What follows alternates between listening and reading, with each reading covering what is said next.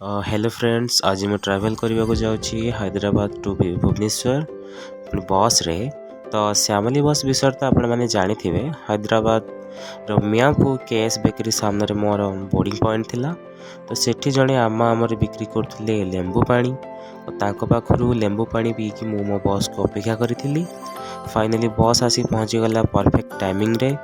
बस टाइमिंग रे बहुत पंक्चुअल। मोर बस थिला 3:05 रे और सी आसिक पहुँचला 3:04 रे। बस छाड़िला 3:06 रे।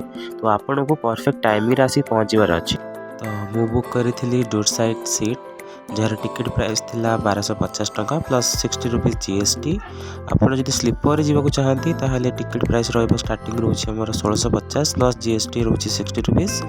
सर्विस बहुत भल था। एसी बस रे आपन गोटे ब्लैकेट भी से दौरान राति प्रोवाइड कर सहित वाटर बोतल प्लस फूड पैकेट।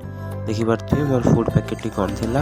फास्ट थिला गोटे मिक्सचर पैकेट, देन थिला गोटे केक, आउ गोटे थिला एटा मोर फेस क्रीम पे गोटे वाइप थिला। नेक्स्ट गोटे बादाम चॉकलेट थिला आउ गोटे बिस्कुट पैकेट भी थिला। देन डिनर पे आपन को अटकेबा गोटे होटल पाखरे जोटी खाइबा क्वालिटी भल but price is totally high.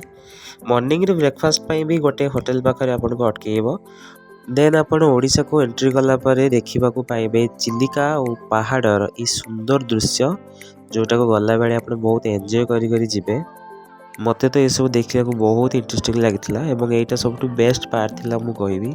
As a nature lover ये सब देखा समस्त को भल लगे। ये पहाड़ एवं नई ये सब मझे ट्रैवल करने समस्त बहुत भल लगे।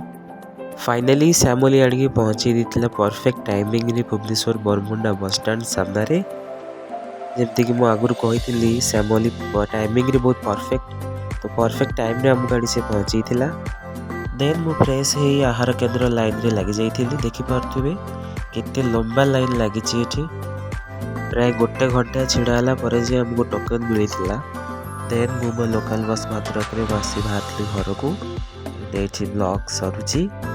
Tata bye bye. Don't forget to subscribe.